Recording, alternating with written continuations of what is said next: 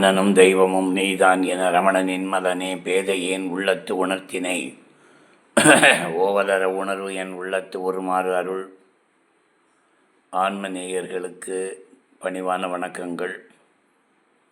இன்றைய தினம் தெய்வ அருள் சேனலில் அடுத்த சொற்பொழிவு. இப்போது சம்ஹிதையெல்லாம் பார்த்தேன்.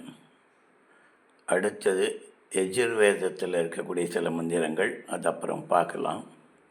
அதுக்கு நடுவில் தொடர்ந்து இந்து மத சிந்தனைகள் பார்க்குறோம்.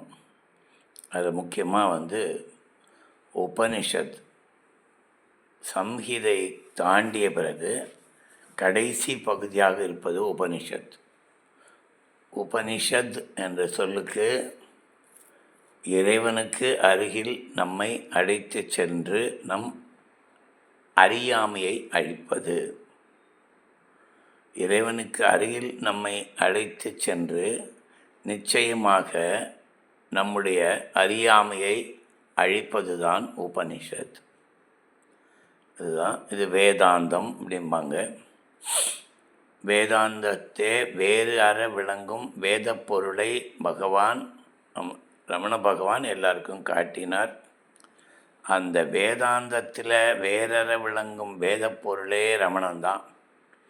பகவான் உபநிடதத்தினுடைய வடிவமாகவே வாழ்ந்தார்.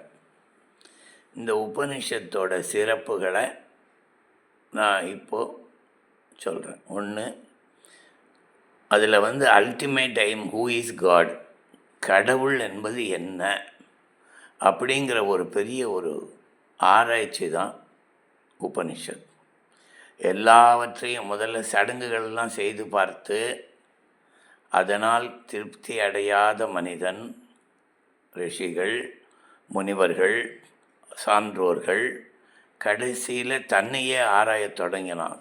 எது நடந்தாலும் இந்த உடம்பை தாண்டி ஏதோ ஒன்று இருக்குது, இந்த உலகங்கிறது இயங்குவதில் எப்படி, அப்படியெல்லாம் ஆராய்ச்சி பண்ணும்போது அவன் கண்ட உண்மைகள் தான் உபனிஷத். என்ன சொல்கிறான்? முதல்ல இறைவனை பற்றிய ஆராய்ச்சி செய்கின்ற பொழுது மனம் மட்டும்தான் எடுத்துக்கணும், வேறு எதுவும் இல்லை. Only with your mind think of God. Analyse பண்ணு கடவுளை, மனசை வச்சு அனலைஸ் பண்ணு. அது அப்படி அனலைஸ் பண்ணி பகவான், தட் இஸ் கடவுளை அனலைஸ் பண்ணிகிட்டு இருக்கும்போது ஒரு சூன்யம் ஏற்படுது. எல்லாம் அவ்வளோதான், ஒன்றுமே இல்லைடா இந்த உலகம், இது எதுக்கு பிரயோஜனம், ஏன் பிறந்தோம், ஏன் வாழ்கிறோம், ஏன் இன்னும் கூட உயிரோடு இருக்கோம், அப்படி எல்லாம் எல்லாருக்கும் இந்த எண்ணம் இருக்கும். நிறைய கோடி கோடியாக சம்பாதிக்கிறவனுக்கும் சரி, ஒன்றுமே இல்லாதவனுக்கும் இந்த எண்ணம் ஏற்படும். அதனால் தன்னை மகிழ்வு ஊட்டிக்கொள்வதற்காக பல காரியங்களை செய்கின்றான் மனுஷன். இந்த சடங்குகள்லாம் அப்படி உருவானது தான், ஒரு மன அமைதிக்காக நடத்துறது. அப்பா போயிட்டார், என்ன பண்ணுறது, இந்த மாதிரி பண்ணுங்கள் அப்படின்னு. ஓஹோ இப்படி பண்ணான்னா சரி.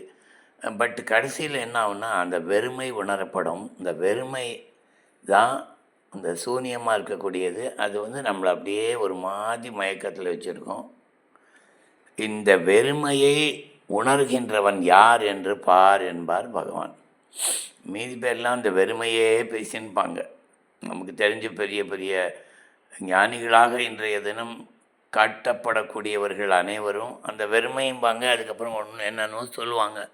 ஆனால் அந்த வெறுமையை காண்பவன் நீ யார் என்று பார் அப்படிங்கிறார். நீ அதுக்கு பல பகவான் ஆத்ம விசாரம் பண்ணுங்க அப்படிங்கிறாரு. இல்லை என்றால் ஒரு பெரிய ஒரு இயக்கம் நடக்கிறது இல்லையா, அந்த இயக்கத்தினுடைய தன்மைகளை பார். அந்த இயக்கம் எப்படி நடக்கிறதுன்னு பாரு. இதுதான் கடவுளை பற்றி தெரிந்து கொள்ள வேண்டியது. அப்படி பார்க்கும்போது எங்கே கொண்டு முடியும் அப்படின்னா, நீ பாட்டுக்கு இயல்பாக இருக்க போலித்தனம் இல்லாமல் இருக்கிறது தான் அந்த இறைவனோடு இருத்தல் என்பது. எல்லாவற்றையும் அப்படியே அது தோலை உரித்து எல்லாத்தையும் பார்த்துடணும், எல்லாத்தையும் கிளியராக அனலைஸ் பண்ணி இது எப்படி அப்படின்னு. பௌதீகம், ரசாயனம், மருத்துவம் எல்லாமே இந்த அனாலிசிஸ் தான் வருது. ஆனால் இந்த ஆராய்ச்சிக்கெல்லாம் மேலான ஆராய்ச்சி மனித மனத்தினுடைய தன்மை. கடைசியில் மனிதனுடைய தன்மையை பார்க்கும்போது வெறும் எண்ணங்களால் ஆனது. இந்த எண்ணங்களை விட்டு இருந்தாலும் உனக்கு நல்லா வாழ முடியும். இந்த எண்ணங்கள் தான் உண்மையில் உனக்கு ரொம்ப தொந்தரவு கொடுக்குறதுங்கிறது உனக்கு புரியும். எண்ணங்கள் வந்துகிட்டே இருக்கும். அதை வந்த வேகத்திலேயே அதை எடுத்துனே வெளியில் எடுத்து போடு. இப்படிலாம் வாழணும்னு தெரிஞ்சுக்கணும் அப்படின்னு நினைக்கும்போது வேறு வேலை நிறைய இருக்குது, இதெல்லாம் எதுக்கு அப்படின்னு நினைப்பான். சில பேர் இதே வேலையாகவே செய்தார்கள். அப்படி செய்யும்போது சூனியம்னு பயந்துடாத. ஏதாவது ஒரு கெட்டதை சொல்லுவான் எவனான்னு அதை நினச்சி பயப்படாது. எவன் ஒருவன் நாயமாத்மா பலகீனேன லப்யா அப்படின்னு வேதம் சொல்லு. எவன் பயப்படுகிறானோ அவனுக்கு உண்மை தெரியாது. தைரிய ந அயம் ஆத்மா பலகீனேன லப்ய. பலகீனமானவன் ஆத்மாவை அறிந்து கொள்ள முடியாது. அதனால் ஆத்மானா கடவுளை தெரிந்து கொள்ள வேண்டுமென்றால் மிகவும் தைரியமாக முயற்சி செய் அப்படின்னு வேதம் சொல்கிறது. அதாவது வேதத்தினுடைய கடைசி பகுதியான உபநிடதம் சொல்கிறது. தொடர்ந்து நாளை பார்ப்போம்.